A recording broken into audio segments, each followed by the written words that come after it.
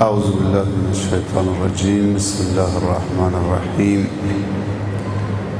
الحمد لله والصلاة والسلام على رسول الله وعلى آله و اصحابه و من والاه. اما بعد، السلام علیکم و رحمت الله تعالی و برکاته. خداوند تبارک و تعالی رو بسیار سپاسگزاریم و تشکر میکنیم به خاطر همه نعمتهای خوبش. همه نعمتهای خداوند خوب هست، چون خود خداوند خوب هست. همه نعمتهای خداوند برای ما و شما بندگان خدا هست.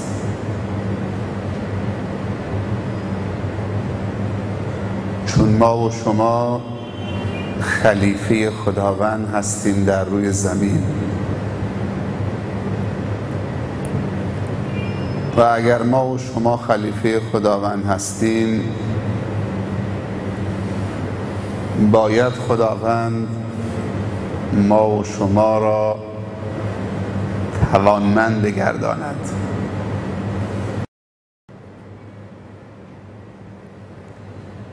چون اگر ما ضعیف باشیم و ناتوان، نمیتوانیم خلیفه خدا باشیم.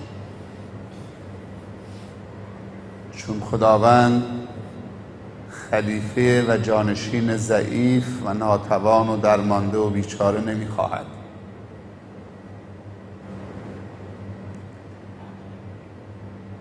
در نتیجه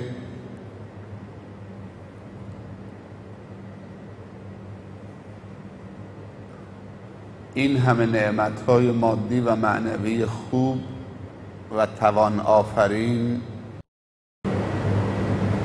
بی خاصیت خواهد شد. جا داره تشکر و قدردانی بشه از همه عزیزان و سرورانی که سبب این مجلس پرخیر و برکت شدن. امشب در این روستای بسیار خوب و ارزشمند، در جمع بسیار صمیمی و علاقمند در خانه خدا، خداوند به همه جزای خیر عنایت بفرماید و اهدافی که برای این برنامه ها پیش بینی کردن خداوند تحقق ببخشد و اینو قطعا و یقینا بدانیم که تحقق بخشیدن به اهداف و نیت ها و طرح‌ها و برنامه ها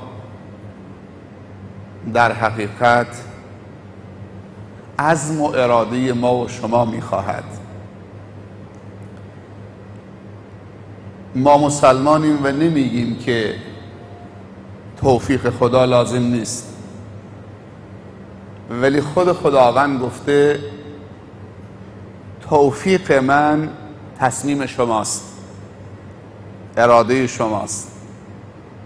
از کجا بفهمیم که خداوند توفیقاتش رو برای انجام کاری نصیب ما کرده؟ این که تصمیم بگیریم و اراده بکنیم و قدم برداریم، توفیق خداست دیگه کدوم توفیقی میخواییم؟ اگر دیدید که برای انجام کار خیری برای جامعه‌ای که خودت جزو اون جامعه هستید نصیبت شد، قدم برداشتید، همین توفیقه.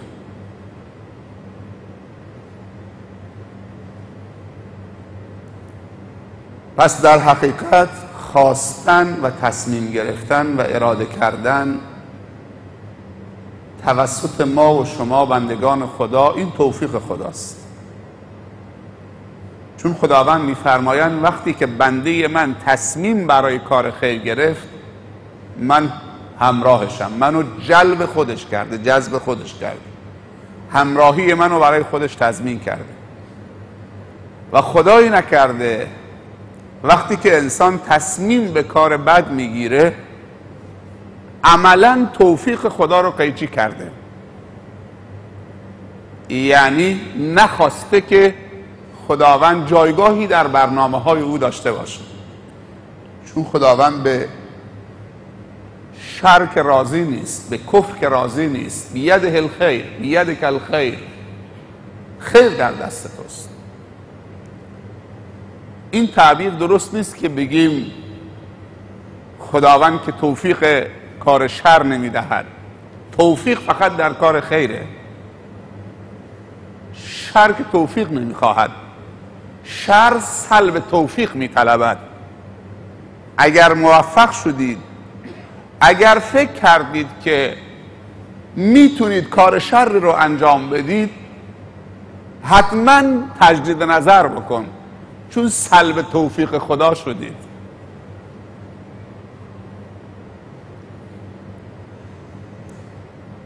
اعوذ بالله من الشیطان الرجیم. ان الله لا یغیر ما بقوم حتی یغیروا ما بانفسهم. این آیه رو اگر درست هضم بکنین مشکل حله. دیگه کسی دست رو دست نمیذاره خدایا کاری برای من بکن. خدا هیچ کار نمیکنه. خدا دیگه چه کار بکنه؟ چه انتظاری دیگه از خدا داریم بعد از اینکه خدا به ما عقل داده، بعد از اینکه خدا به ما درک و شعور داده، بعد از اینکه خدا به ما چشم و گوش و احساس و دست و پا داده و فکر و اندیشه داده؟ دیگه چه انتظاری از خدا دارید که بگیم خدایا ندادید تو، دیگه چی بده؟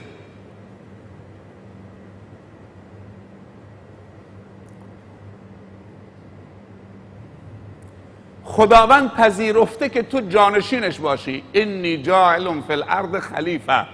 از این دیگه صریح‌تر صحبت بکنه. خدا خیلی صریح داره صحبت میکنه. انی جاعل فی الارض خلیفه، یعنی شما. خداوند دوست نداره جانشینش ضعیف باشه، پس خداوند پذیرفته که ما جانشین خدا باشیم. سوال اینجاست، آیا ما پذیرفتیم که جانشین خدا باشیم؟ خدا که پذیرفته، اعلام هم کرده، به صراحت هم گفته. آیا ما و شما پذیرفتیم که جانشین خدا باشیم؟ شاید بگیم بله ما پذیرفتیم که جانشین خدا باشیم، ما نمازخوان خیلی خوبی هستیم. یعنی شما فکر میکنی اگه نماز خوبی میخونی جانشین خدا هستید؟ من که فکر نمی کنم. نمازخوان تنبله، نمازخوان بی فکره، نمازخوان بی شعوره، نمازخوان بی سواده، نمازخوان ضعیفی که نمیتونه متحرکی رو، ساکنی رو در جامعه متحرک بکنه و رخداد آفرین باشه و تحول آفرین باشه، این رکعات به درد چی میخوره؟ امروز اونقدر تعداد رکعات نمازها داره زیاد میشه و روز به روز ما ذلیل‌تر داریم میشیم و اسیر دست کفار داریم میشیم. اصلا نمیخونه، با فرهنگ جانشینی خدا نمیخونه که تو زیاد نماز بخونید و روز به روز ذلیل‌تر باشی در دنیا.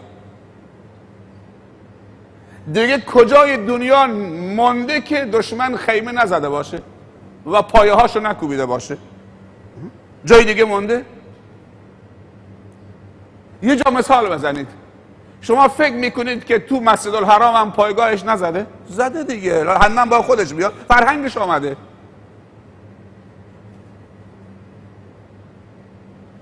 طرف من خودم دیدم طواف خانه خدا میکنه، جواب موبایلش هم داره میده. یعنی اونجا معنی لبیک نفهمیده. قبل از اسلام مشرکین طواف میکردن، سوت میزدن، نیمه لخت کف میزدن، سوت میزدن. الان هم کنار کعبه سوت میزنن، موسیقی میخونن، آهنگ میزنه براشون. احرام پوشیده، لبیک هم گفته، جواب موبایل هم داری میده، همین داری میچرخه.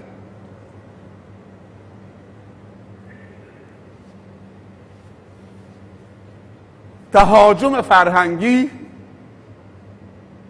یعنی بسط نفوذ دشمن و کفر بر ممالک اسلامی. بسط نفوذ کرده، توسعه پیدا کرده، آمده تو قلب ما و قلب عالم اسلامی خیمه زده و پایه های خیمه هاش هم محکم کرده. قرآن هر آیش یک قاعده برای زندگی کردنه. هر آیه قرآن یک قاعده زندگی است. الا به ذکر الله تطمئن القلوب. یک قاعده است. اگر میخوای بهتر زندگی بکنید این قواعد رو باید به کار بگیرید. اصلا یک سوال، آیا ما و شما که جمع شدیم اینجا میخواهیم تغییر بکنیم یا نمیخواهیم؟ خواهان تغییر هستیم یا نیستیم؟ به این نتیجه رسیدیم که باید تغییر بکنیم یا نه؟ تغییری در خودمون، در خانواده، در جامعه به وجود بیاوریم یا نه فقط مستمع آزاد باشیم که نشه رو شما حساب کرد، نشه رو کسی حساب کرد. شما فکر میکنید خداوند گفته که برای هر حرف قرآن 10 تا حسنه ثواب میدم؟ پیغمبرش گفته و ما ینطق عن الهوا ان هو الا وحی یوحی و ما آتاکم الرسول فخذوه و ما نهاکم عنه فانتهوا. هر حرف قرآن 10 تا حسنه بدون فهم. شما فکر میکنید خدایی که برای هر حرف قرآن بخونیم معنیش نفهمی 10 تا حسنه بده؟ منظور خدا همینه؟ با وجودی که 10 تا حسنه میده.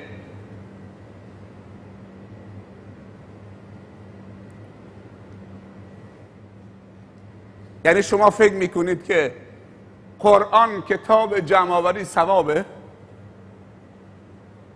خیلی اشتباه میکنیم. اگر کاسه دستمون باشه فقط ثواب جمع بکنیم خیلی اشتباه داریم میکنیم.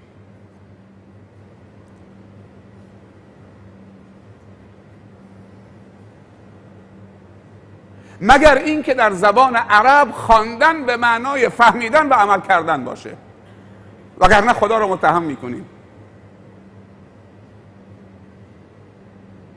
عرب اگر گفت اقرا یعنی بفهم و عمل کن. اگه عرب بگه که اقرا فقط بخوان و نفهم، هیچ تفسیری نیست مگر این که اقرا را تفسیر بکنیم به بفهم و عمل کن. بخوان و بفهم و عمل کن، وگرنه خدا رو زیر سوال میبریم. یعنی اگر بگیم بخوان و نفهم، خدا رو بیهودگی و پوچگرایی متهم میکنیم. خدا دیگه حکیم نیست، چون کلامی رو فرستاده که بخوانیم و نفهمیم.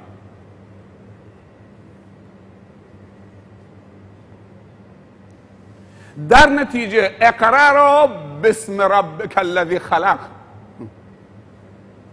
باید خواندنی باشه که رب در اون خواندن شناسایی بشه. بشناسید، با خواندن شناخت رب حاصل بشه و خواسته های رب. فهم قرآن یعنی فهم خواسته های رب العزت و الجلال. فهم قواعد زندگی.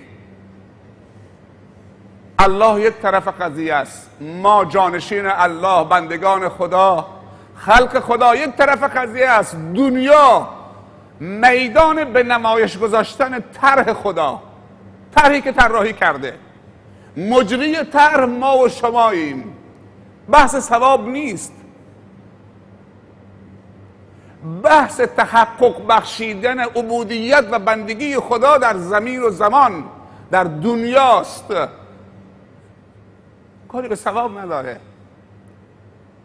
قرآن فرستاده شده که عبودیت و بندگی خدا تحقق پیدا بکنه و ما جانشین خدا مدیریت زمین و زمان بکنیم با بندگی خدا و توحید و عقیده و شکر و اخلاق و به نمایش بگذاریم. طرح قرآن و سنته. ما باید طرح خوب بشناسیم. ورتل القرآن ترتیلا. اینجا دوباره رتل به معنی فهمه، وگرنه نمیگه خدا، میگه سرسری بخون. میگه ورتل ورتل القرآن ترتیلا. قرآن رو شمرده با فهم معنا بخون، چون قرار شده تو این طرح رو پیاده بکنید.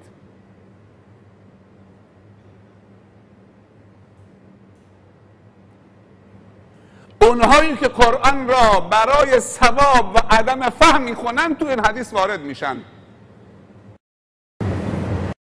غثا که غثاء السیل، مثل کف روی آب سبکن. هر کسی قرآن را برای فقط ثواب بردن و ثواب کسب کردن میخونه بدون فهم، این مثل کف روی آبه، وزن نداره. چون عبدالله ابن مسعود رضی الله عنه میفرمایند 10 تا آیه رسول الله صلی الله علیه و سلم به ما میداد، سهم امروز 10 تا آیه، تجاوز نمی کردیم به 10 تا آیه بعدی تا اینکه عقیدهش، پیامش، حلالش، حرامش، تلاوتش، عملش، تبلیغش، حتی بعد از این که عمل کردیم تبلیغش، ناسخش، منسوخش، اسباب نزولش، حلالش، حرامش، خطابش، پیامش، همه رو به کار بگیریم، بعد به 10 تای دیگه منتقل می شدیم. و یکی از ما قبل از این که قرآن به او داده بشود ایمان به او داده می شد و بعد قرآن. و من می ترسم که یک روزی بر امت محمد صلی الله علیه و سلم بیاد که اول قرآن بهشون داده بشه بعد ایمان و دچار مشکل بشن.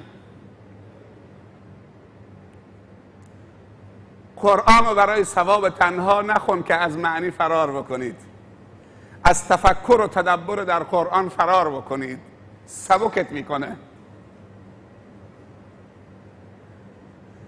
وزن قرآن تو تدبر قرآنه، وزنی و سنگینی که قرآن ایجاد میکنه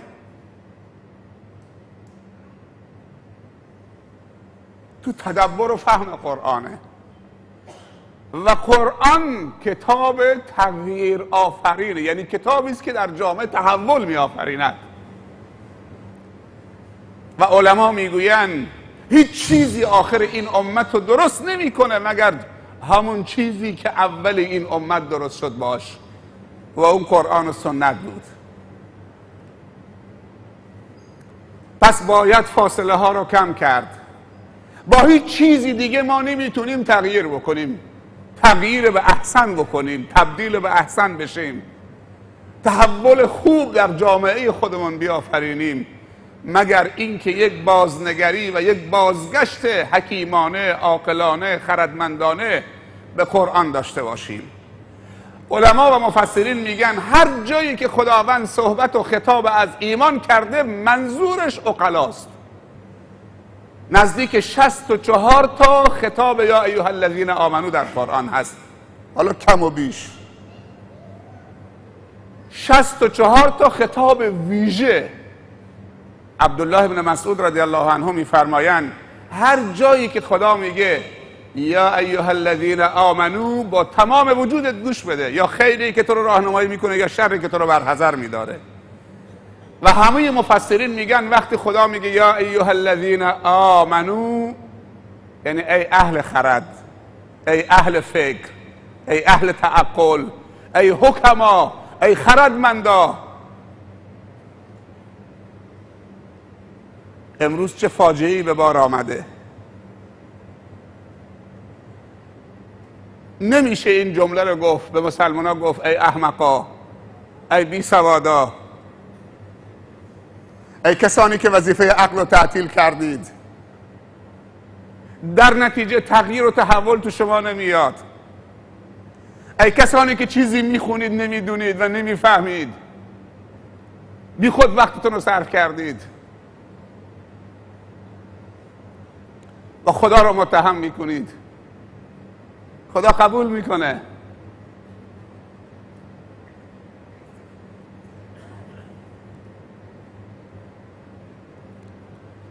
سوال اینجاست آیا ما میخواهیم تغییر بکنیم؟ امروز تو بندر عباس و دیروز شاید اسم شنیده باشید دکتر آزمندیان تشریف آوردن. بحث تغییر، یکی از کسانی که تو مملکت خودمون بحث تغییر رو دنبال میکنه و استدلالش همه به قرآن و سنته. حرفای خوب میزنه، من چند تا نوارش گوش دادم، استدلالای درست و تنها کسیه که قرآن خوب میکنه، آیات قرآن شکسته نمیکنه.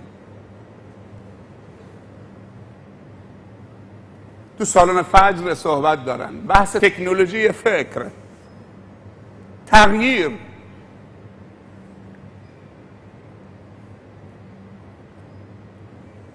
خب این داره حرف خدا میزنه. خدا گفته ان الله لا یغیر ما بقوم حتی یغیروا ما بانفسهم. از این دیگه صریح‌تر نمیشه. ما باید خواهان تغییر باشیم تا تغییر بکنیم، وگرنه اگر از این مسجد هم با شکوه‌تر درست بکنیم بازم تغییر نمی‌کنیم. با سنگ مرمر که آدم تغییر نمی‌کنه، با کاشی که آدم تغییر نمی‌کنه، با چوب مربع که آدم تغییر نمی‌کنه.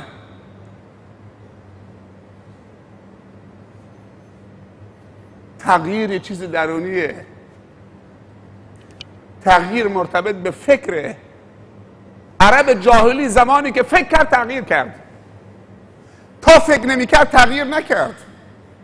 13 سال رو فکرشون کار کرد، بعد تغییر پذیر شدن، تبدیل شدن از این رو به اون رو.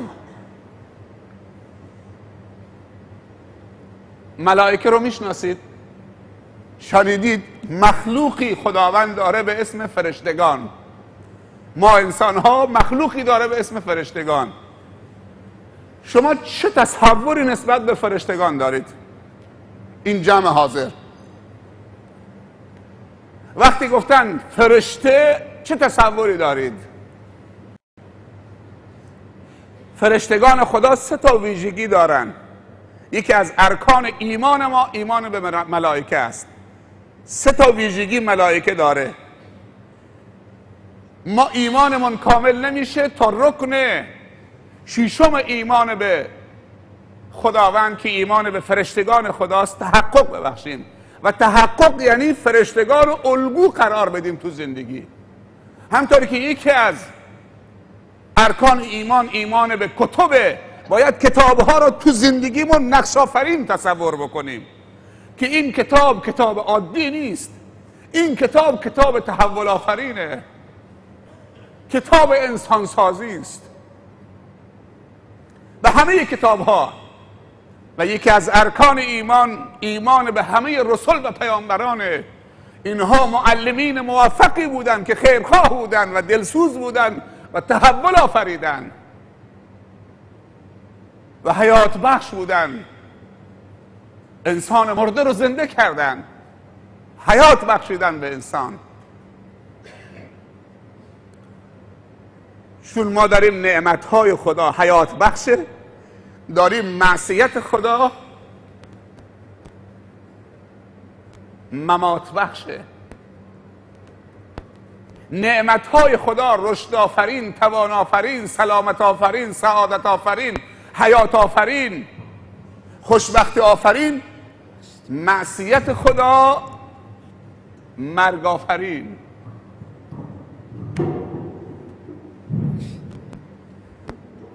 نعمت خدا طهارت، حیات آفرینه، حیات بخش طهارت. معصیت خدا نجاست و آلودگی، مرگ آفرینه، زجر آفرینه. خداوند حیات واقعی رو در معصیت قرار نداده، حیات رو از معصیت گرفته. در نتیجه هر کسی با معصیت خدا هماهنگ باشه حیات از او گرفته می شود، آرامش از او گرفته می شود. اما توان و رشد تو نعمتهاش گذاشته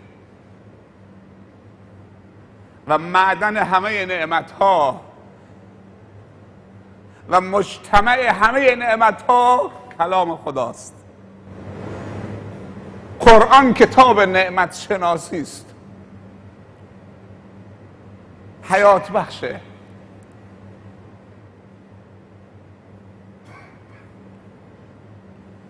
فرشتگان خدا 3 تا ویژگی دارن. ویژگی اول بیداری کامل، الیقظة التامه. فرشتگان خدا همیشه آگاهن، بیدارن. بیداری منظور اینجا بیداری که در مقابل غفلت ها، نه بیداری در مقابل خواب طبیعی. فلانی خوابه فلانی بیداره. ویژگی که فرشتگان دارن بیداری کامل، هیچ موقع غافل نمیشه از یاد خدا و ذکر خدا و انجام مأموریت با کمال میل.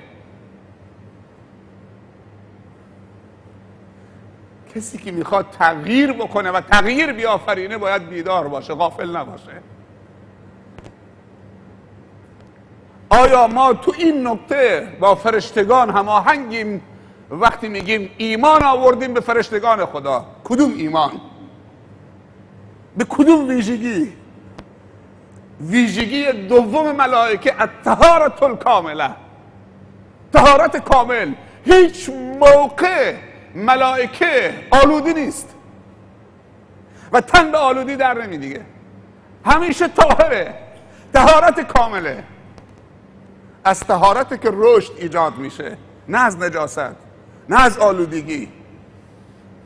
از نجاست و آلودگی خفقان ایجاد میشه، نفس تنگی ایجاد میشه. وقتی چیزی طاهر شد رشد درش ایجاد میشه.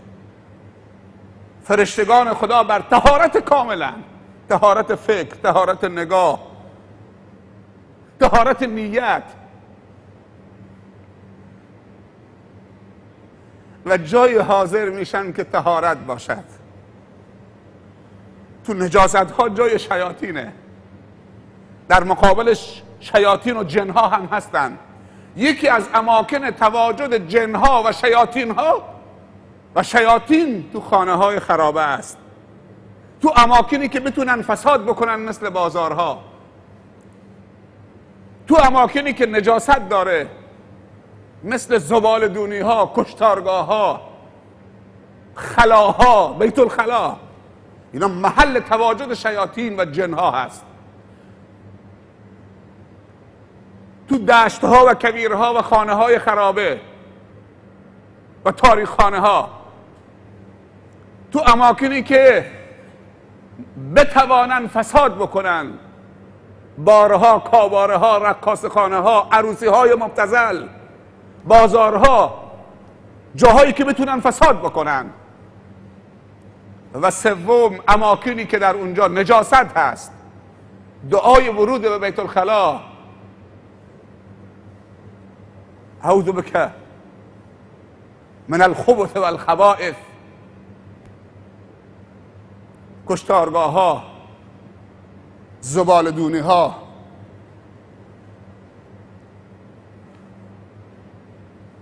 سومین ویژگی ملائکه که خیلی مهمه برای تغییر و برای تحول آفرینی، تعاون و همکاری. این نکته سوم رو داشته باشید، تعاون و همکاری بر بر و تقوا. هیچ موقع ملائکه بر کار شر تعاون نمیکنه، محاله. اون شیاطین هم که بر کار شر تعاون میکنن. اگر تو میخواهی که بدونی تو فرشتگونه هستید، باید هر وقتی دعوت حقی بلند شد بگی لبیک. قدم خیری بلند شد نگذاری اون قدم خیر تنها بمونه، ما تو متحیر باشه. دست خیری حرکت کرد، حرف خیری زده شد، باید بقاپید تو هوا تا تو ویژگی ملائکه داشته باشید و بتونید تغییر بیافرینید. 3 تا ویژگی: بیداری کامل، طهارت کامل، تعاون و همکاری 100%. اگر مردم رمچا فقط با هم هماهنگ باشن، کل جزیره رو آباد میکنن همین مردم رمچا. نمیخوام بگم کل مردم جزیره ها. کافی است که یک روستا در جزیره یا یک قشر علما با هم هماهنگ 100% باشن، باور بکنی اصلا جنوب رو متحول میکنن. علمای جزیره تجار جزیره با هم باشن، جنوب رو متحول میکنن. دانشجوهای جزیره با هم باشن، متحول میکنن. هر قشری. من امروز قبل از عشا رسیدم اینجا، دیدم که داخل مسجد و اطراف مسجد حتی مادرهای پیر سن 50 ساله جارو دستشون بود، پله های مسجد جارو میکردن، آفتابم دستشون بود میشستن.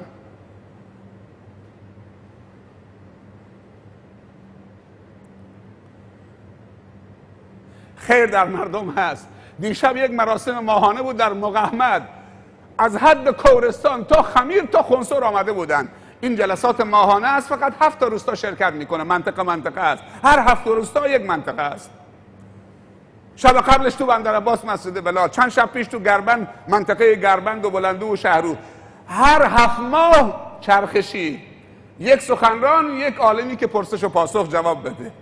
از 7 روستا شوراهاشون، ائمه جمعه و جماعاتشون، طلابشون، دانشجوهاشون، خیرین، همه جمع میشن دور هم دیگه. چه الفتی. همین جمع ماهی دیگه میرن تو روستا، همین جمع 7 روستا دوباره میرن تو روستای سوم، 7 ماه که تمام شد دوباره از اول.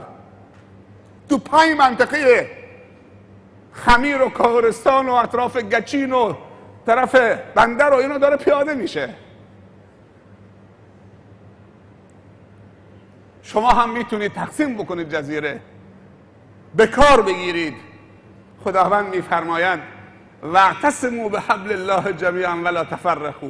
این ویژگی ملائکه است، همیشه تعاون و همکاری دارن. آیه دوم تعاونوا علی البر و التقوا، اینا همه قواعد زندگی است. من گفتم که هر آیه یک قاعده است برای بهتر زندگی کردن. شما این قواعد رو پیاده بکنید، واعتصموا بحبل الله، عملی پیاده بکنید. یه قاعده زندگی نکنید زندگی ما از این رو به اون رو میشه یا نمیشه، فقط واعتصموا بحبل الله. یه نفر رفت پیش یک عالمی، گفت فلانی پشت سر فلان چیز میگفت، پدرش در میارم، بدبختش میکنم، فلانش میکنم. نه، گفت جناب شیخ پشت سر تو با آب و تاب میگفت، میخواست تحریکش بکنه. گفت ببین برادر، خوب دقت بکنید، گفت ببین برادر، اگر اون چیزی که برادرم درباره من میگفته در غیاب من در من هست، خدا به من توفیق بده تا توبه بکنم، برادرم هم چه؟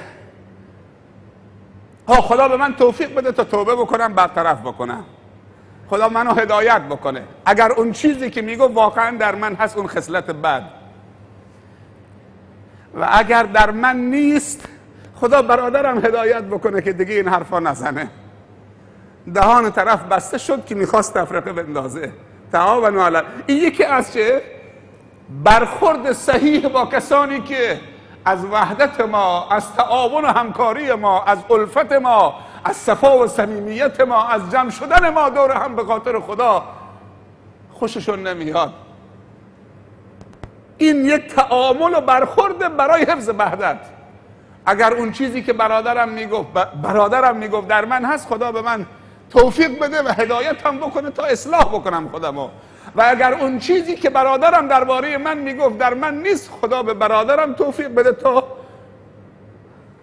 مشکلشو حل بکنه و اصلاح بکنه خودشو. دهانش بسته شد، راهی برای نفوذ نیست. ما همدیگر رو با اشتباه پذیرفته ایم.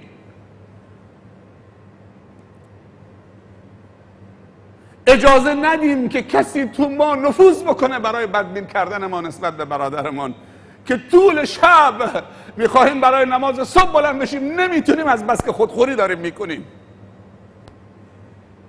یکی از عواملی که توفیق کار خیر از انسان گرفته میشود، همین اخبار نادرستی که میارن، انسان منفعل میشه و خودخوری میکنه، دیگه دستش به هیچ کار خیر بند نمیشه، فقط زمینه شر و پرورش شر و ابتکار شر رو در ذهنش ایجاد کرده، فقط میخواد شرآفرین باشه، شب و روز نداره. حیف سرمایه ها به هدر میرد. تعاونوا علی البر و التقوا.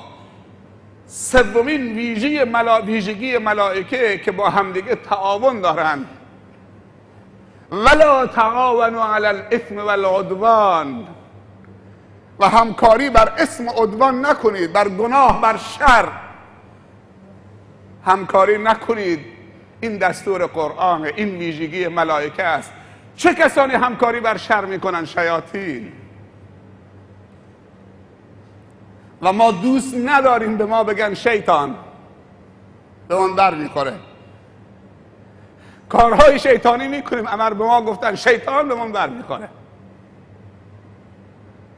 با وجودی که کارهای شیطانی میکنیم، مردم بازم ما رو دوست دارن، احترام میکنن، نمیگن شیطان، میگن از خدا بترس. تا به حال به ما و شما گفتن شیطان؟ زبانشون نمیره، احتراممون میکنن.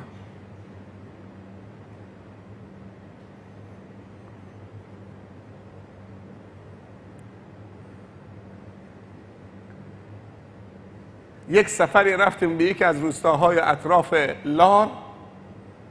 یک جمعه یکی از تجار بزرگ اون منطقه نشسته بود. خیلی هم اکرام کرد، دعوت کرد.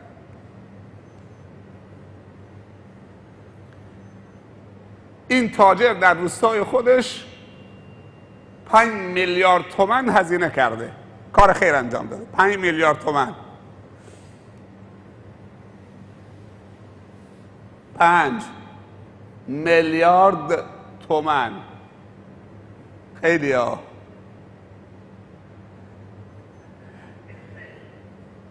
میدونی چی میگفت؟ میگفت من تاجر بودم، خیر نبودم.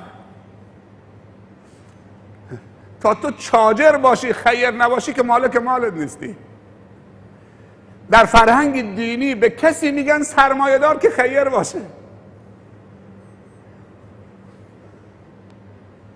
در فرهنگ دینی ما به کسی میگن سرمایه‌دار که حسناتش زیاد باشه، کار خیر زیاد باشه، نه کسی که سنگ و سیمان رو هم گذاشته، نه کسی که پاساژ زده. به این نمیگن تاجر و سرمایه‌دار. در فرهنگ دینی به کسی میگن سرمایه‌دار که وقت مردن شهاده به زبانش بیاد و دستشو دراز بکنه. این خیر میگفت من تاجر بودم اما خیر نبودم. از کجا متحول شدم؟ کجا تغییر در من آمد که من با این همه سرمایه و مال و تجارت خیر نیستم؟ خودم هم نمیفهمیدم که باید خیر باشم. از برکت منبر جمعه صحبت میکرد که این منبر چقدر برکت داره وقتی انسانهای با برکت روی منبر قرار میگیرن. میگم یک روز خطیب روی همین منبر یک کلمه گفت، مرا از این رو به این رو کرد. میگم من از این منبر خیر دیدم، من تاجر بودم خیر نبودم. وقتی انسان خیر نباشه مد نظر خدا نیست. خدا که چشمش به مال تاجر نیست، که خدا چشمش دنبال انسانی است که خیر باشه و کل فرشتگانشو میگماره که فیلم برداری از خیر بکنن.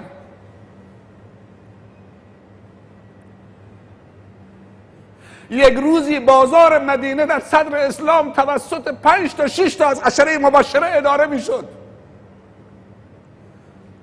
بازار مدینه که تحول آفرید در جامعه اسلامی، در جهاد توفیقات ایجاد کرد، در خدمات اجتماعی، در فرهنگ سازی، در علم و دانش، در تقوا و طهارت. بازار تجاری مدینه توسط ابوبکر صدیق و عمر فاروق و عبدالرحمن بن عوف و عثمان ذوالنورین، هر 4 تا از عشره مبشره هستند، میچرخید.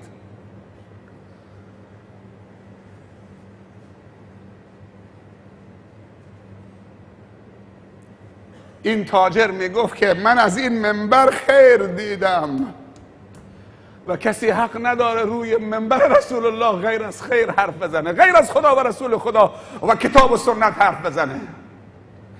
این منبر برای جاه طلبی نیست که من درباره خودم صحبت بکنم. بعضی خطبا وقتی میرن روی منبر عقده‌ای هستن، هر کس تو جامعه یه چیزشون گفته، حالا میخوان چیه همونجا تو نماز جمعه دلشون رو خالی بکنن. اگه دوباره جوابش داد، دوباره جمعه دیگه میاد فکر میکنه این منبر برای کوبیدن مردمه. این منبر هدایته، منبت خیره.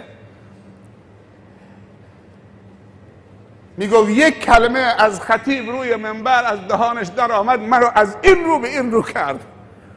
5 میلیارد کار خیر کرده بازم هنوز، فقط تو روستای خودشون نزدیک 4-5 میلیاردن تو روستاهای اطراف.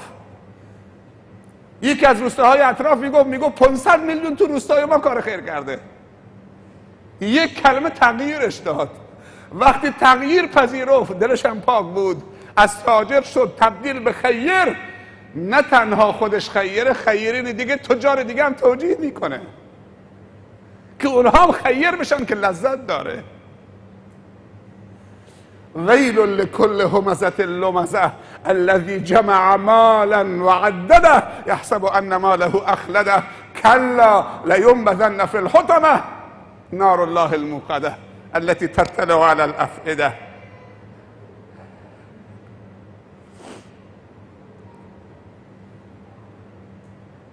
چقدر زیباست. میگه یک کلمه مخلصانه حکیمانه از دهان مبارکی روی منبر خارج شد، این همه خیر نصیب من شد.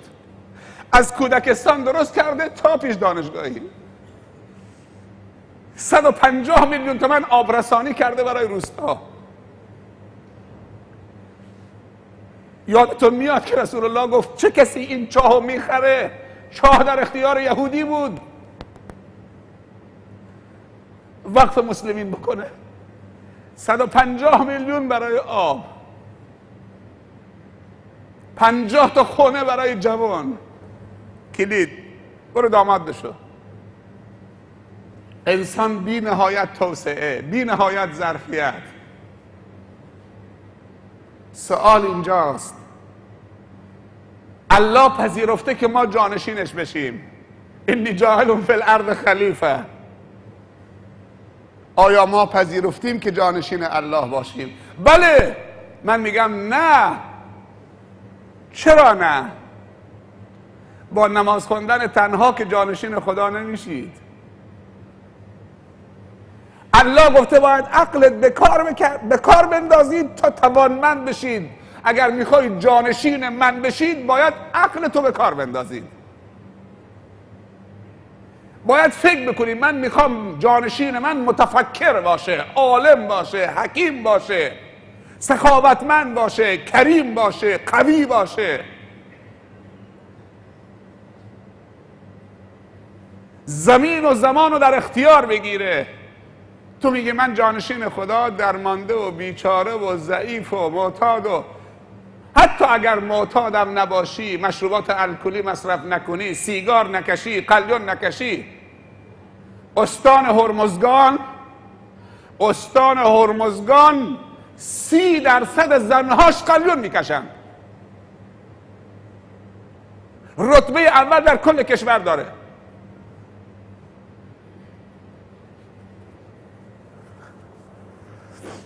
اخیراً قرار شده یک سیمینار سیگار در استان برگزار بشه، دانشگاه علوم پزشکی، در شرف تدارکات. یکی از مشکلات استان ما که بین 25 تا 30% چه زنها قلیون میکشن.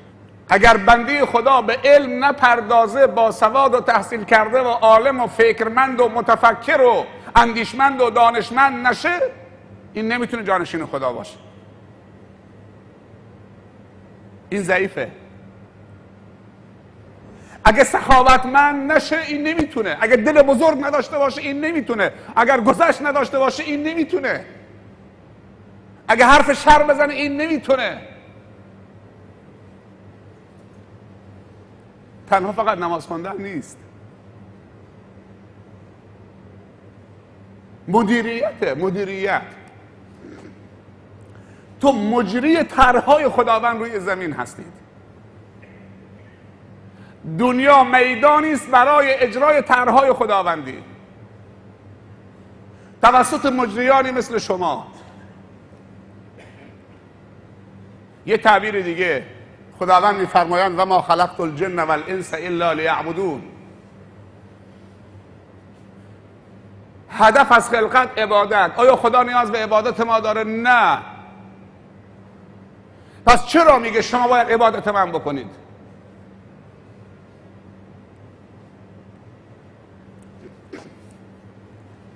سوال اینجاست، آیا خدا حق داره یه مسابقه بذاره؟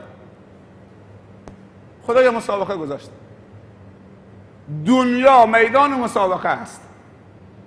2 نفر مسابقه گذاشتن تو دنیا، یکی الله، یکی ابلیسه.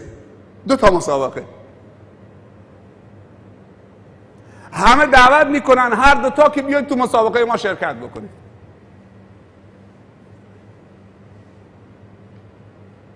خداییش شما تو کدوم مسابقه شرکت میکنید؟ مسابقه ای که خدا برگزار کرده و مسابقه ای که ابلیس برگزار کرده. خودمونیم.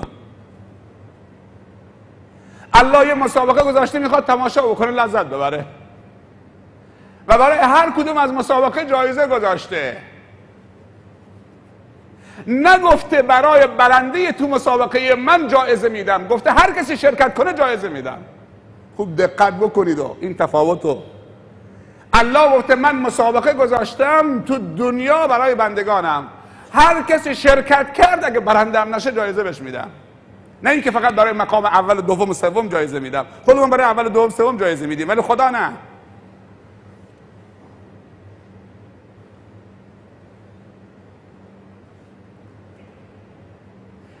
مهم این که انسان در مسیر هدف قرار بگیره. بعضی انسان ها آمدن تو مسابقه شرکت کردن، فرصت نکردن، به زمین خوردن، یک سجده هم نکردن، بهشتی شدن. اون داستان قوم بنی اسرائیل که 1 نفر 100 نفر کشت، اول تو مسابقه دیگه شرکت میکرد، بعد آمد تو مسابقه که خدا گذاشته بود. گفت من خیری از این مسابقه ندیدم، 100 نفر رو کشتم، میخوام تو این مسابقه شرکت بکنم. آمد تو مسابقه شرکت کرد، مرد. همین که گفت اشهد ان لا اله الا الله و اشهد ان لا اله الا الله، آمد تو این مسیر، استغفر الله، توبه کرد، آمد تو مسیر، نیتش عوض شد، حرکت کرد، مرد. یا اصلا به تعبیر دیگه بگم، اون عالم بهش گفت باید برید تو مسابقه ای که تو اون روستا مسابقه خدایی گذاشتن، اونجا چه شرکت بکنید. گفت اون روستا کجاست؟ گفت چند متریه. کوله بارشو برداشت که بره تو مسابقه خوبان شرکت بکنه، تو روستای خوب. وسط راه مرد، به مسابقه هم نرسید که اول بشه یا دوم بشه. یک سجده نکرد. بعضی موقع آدم میاد تو مسابقه خداوند، بازم یکی میخواد اونو بکشه بیرون، بازم دوباره استغفار هست، دوباره تو رو برمیگردونه به راه خدا. یعنی خداوند قدرت تدارک هم به تو داده که استدراک بکنید. اگر فول کردی، اگر خطا کردی، اگر لغزش کردی، دوباره استغفر الله، دوباره میاد تو مسابقه.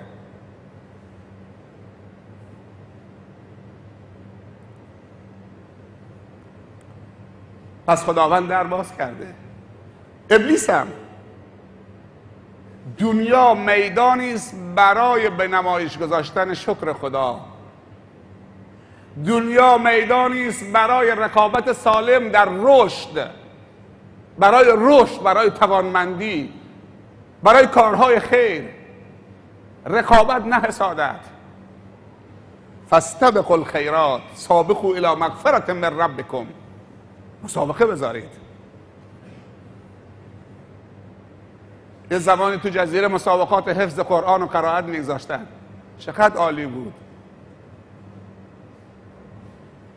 چرا سست میشین؟ چرا ضعیف میشین؟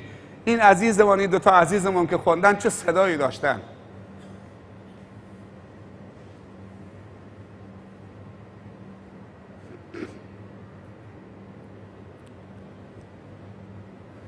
صداهای خدا دادی. روی این صداها کار نشده.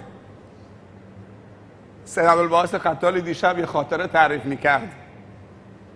میگه چند مدت ما معین و روحانی کاروان حجاج بودیم، میرفتیم. جناب شیخ ما و استاد ما گفت که دعوت جوانای خوبه رمچا، دعوت جوانا، مثل که جوانای جنب و جوشی دارن. سید عبدالباعث درباره سن جوانی دیشب صحبت میکرد که جوانی لذت، جوانی نشاط، جوانی تحرک، جوانی شادابی، جوانی تراوت، جوانی همه چیز جوانی. میگه من یه سال معین کاروان بودم، معین. رفتیم به عمره یا حج. رئیس کاروان به من گفت که آقای قتالی، من یه گروهی رو بردم که طواف بکنن، سعی بکنن کارشون انجام بدن. من کارم انجام دادم، یه 17 نفر ماندن. این 17 نفر شما جورشون بکشید. منم گفتم چشم، خیلی ممنون. خب من رفتم به خاطر همین کار که کمک حجاج بکنم. میگه وقتی رفتم که اون 17 نفر ببینم که همه از پنجاه به بالا، همه از پنجاه به بالا، حوصله ندارن، دست پا ندارن، چشمشون ضعیف، همه همجور افتادن نشستن. بهش گفتم هرچی جوان دست و بابار بود که رفت اونجا کعبه رو دید، نگاه میکرد، دیواره میشد. 17 تا از کار افتاده. گفتی این سهم توست، حالا برو دنبال ویلچر بگرد و دنبال گوری و اونو کول بکن. زیر بغلش گرفتی بازم پاش یاری نمیکنه. بردیم روبروی کعبه، اینطوری میکنه کعبه نمیبینه، یعنی از چشمش لذت دیدن کعبه رو نمیبره. سدیس داره میخونه.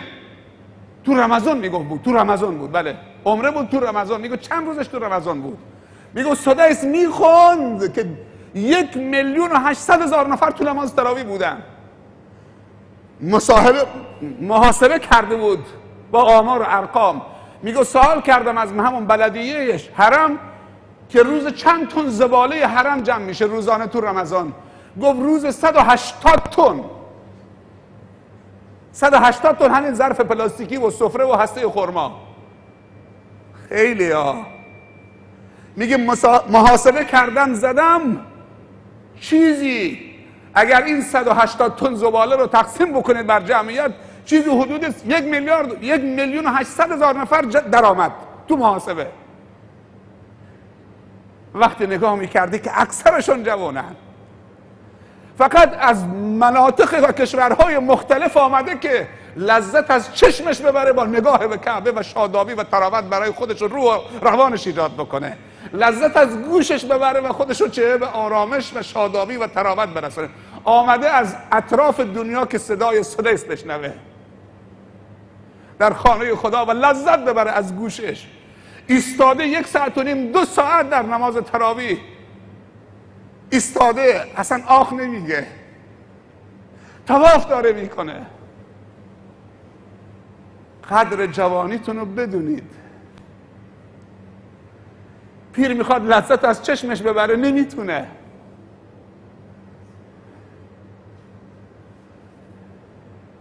میخواد لذت از گوشش ببره نمیتونه، سنگینه. میخواد لذت از پاش ببره نمیتونه.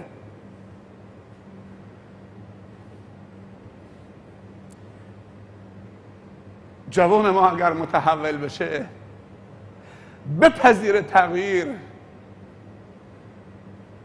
مشکل جامعه ما حل میشه. نه اینکه پدرها خوب نیستن، اینا هم عاشق کعبه‌ان ولی دیر متوجه شدن. زمانی رفتن که دیگه لذتی نمیبرن و خداوند این ابزار همه ابزار رشده. چشم، گوش. یک کلمه با گوشت میشنوی دنیایی رو متحول میکنی. همون کلمه تحول توست، همینطور که این تاجره گفت.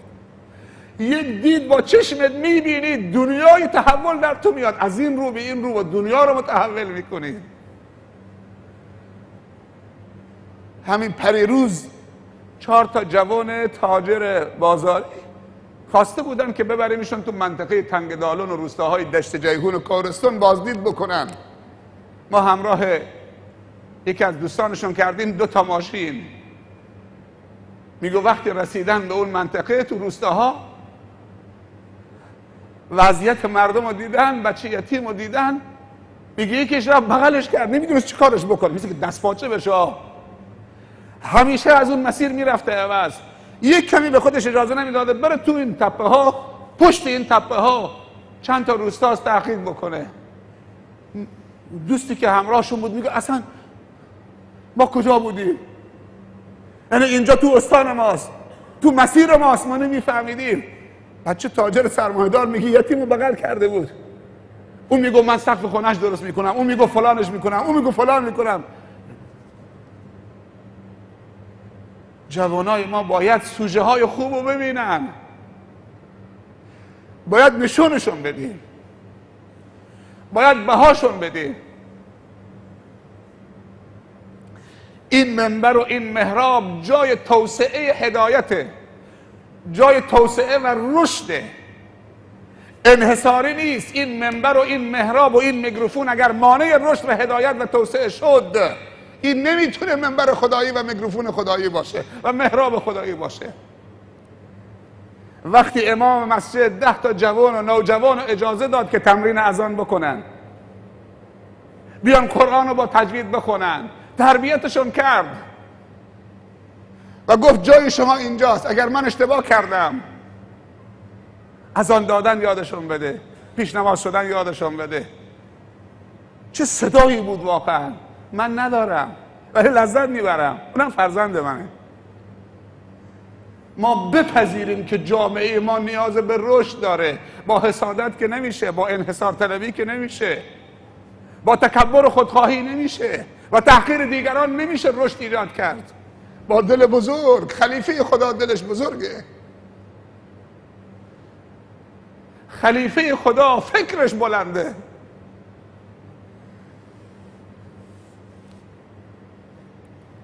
خلیفه خدا صبرش بزرگه،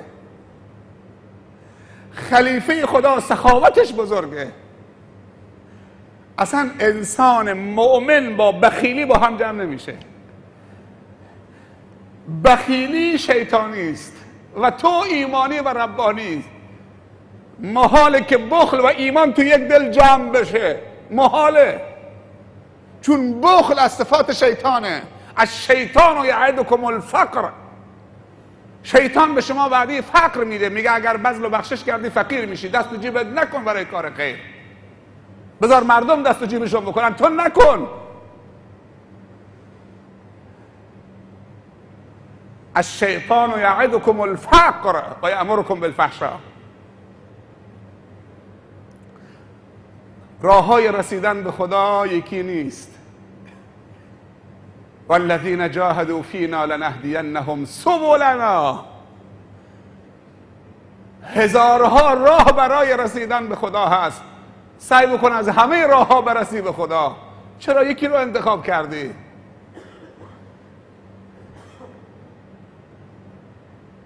بعضی راه های کوچک تو رو به خدا میرساند. از اون راه های کوچک هم غافل مشو.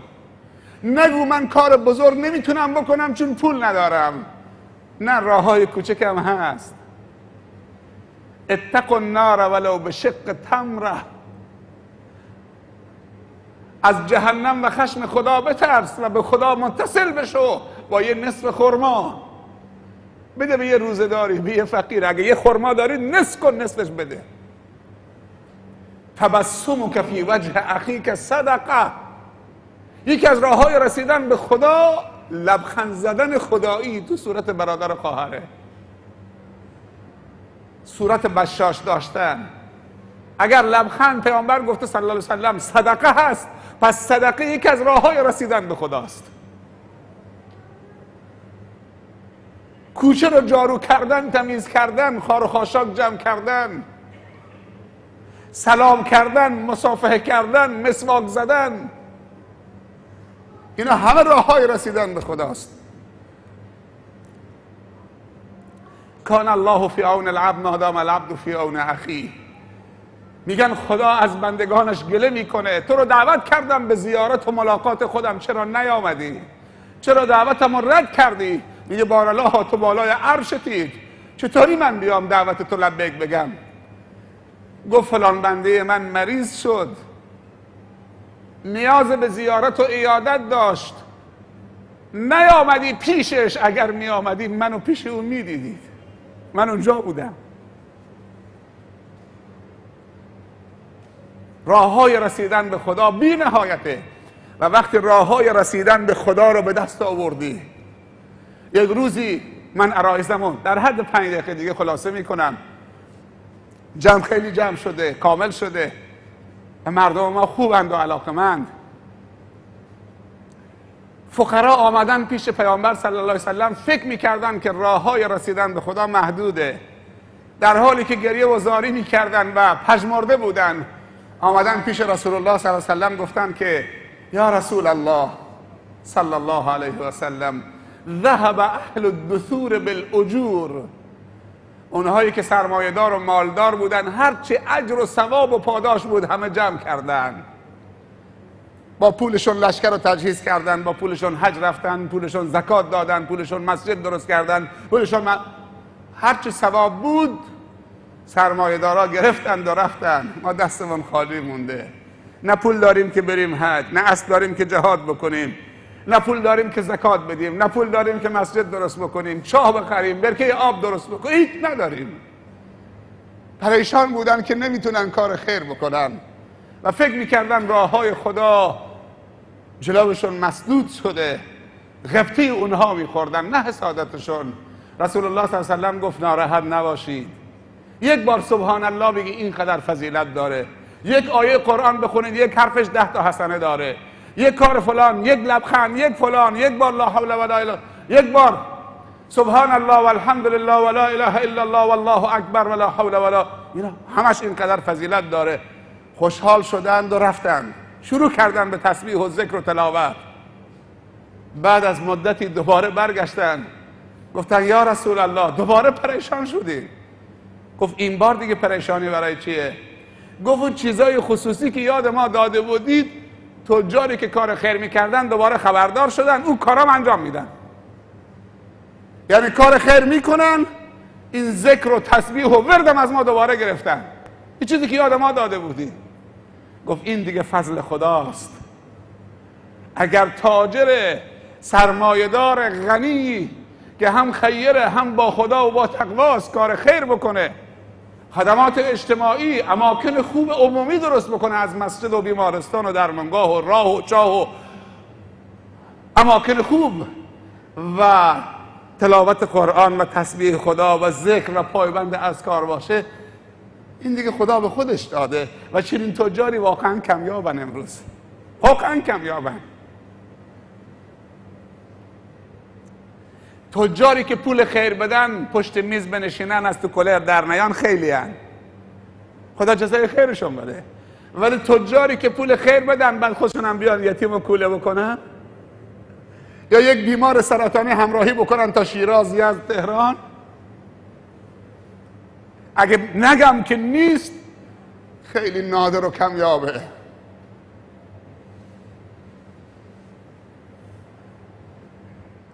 اگر پیدا بشن اینا دیگه باید فرشته باشن. هست تجاری هستن که آب بینی بچه یتیم اجازه میده رو لباسش بریزه.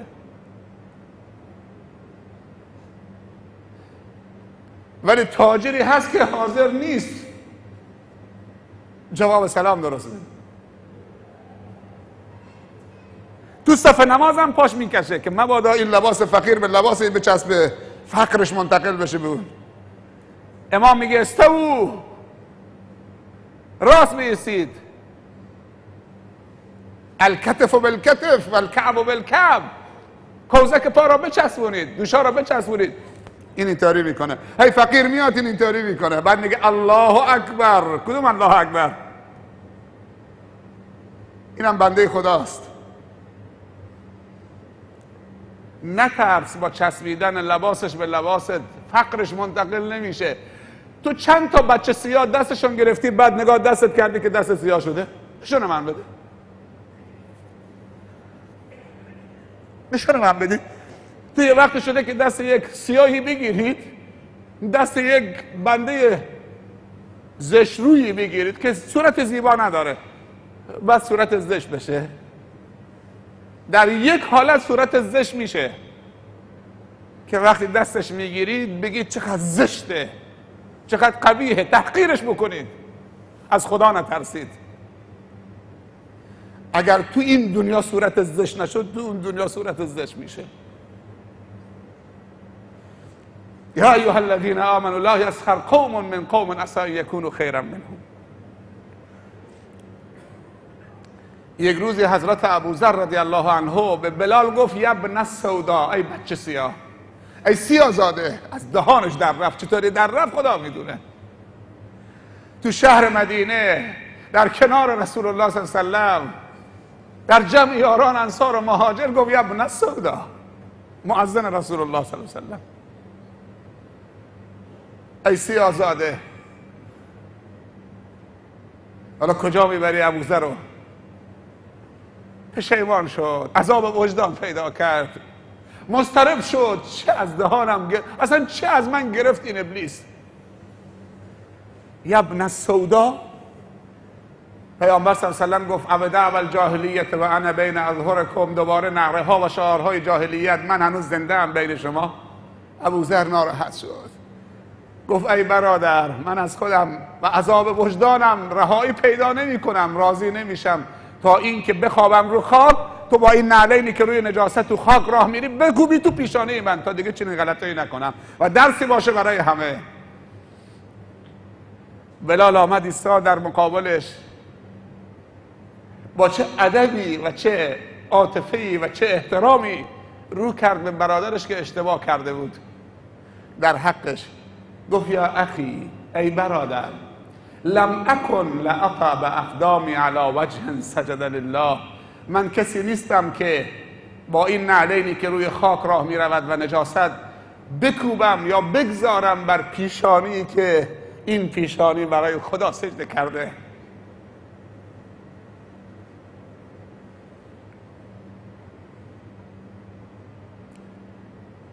من کسی نیستم که با نعلینم که روی خاک و نجاست راه میره بگذارم بر پیشانی که روزی چند بار برای خدا داره سجده میکنه. شما یه اشتباهی کردی. خداوند همه ما و شما را خاتمه به خیر بکنه و خداوند ما و شما و خانواده ما و شما را هدایت کامل نصیب بکنه و این جمع را آمرزیده به خانه هاشون برگردانه، ایمان ما را کامل بکند و یقین ما را ثابت بکند و تلاش ما را مبارک بکند و قدمهای ما را خیر تبدیل بکند و ما را در همه امورات زندگی خاتمه به خیر بگرداند. ما و شما و فرزندان ما و شما و دوستان و رفقا و خواهر و برادر مسلمان همه را هدایت کامل نصیب بگرداند. ما و شما را به عنوان سربازان جانبرکف خالص و مخلص برای رب العزت و الجلال و برای دین خدا و برای خلق خدا در صفوف سربازان بدون مرخصی و خالص و مخلص خودش بپذیرد. زنهای ما را هدایت کامل بکند، جوانهای ما را هدایت کامل بکند، تجار ما را به راه راست هدایت بکند، حکام مسلمین را به راه راست هدایت بکند، پدران و مادران ما را به راه راست، دوستان، رفقا، همسایگان همه را به راه راست هدایت بفرماید.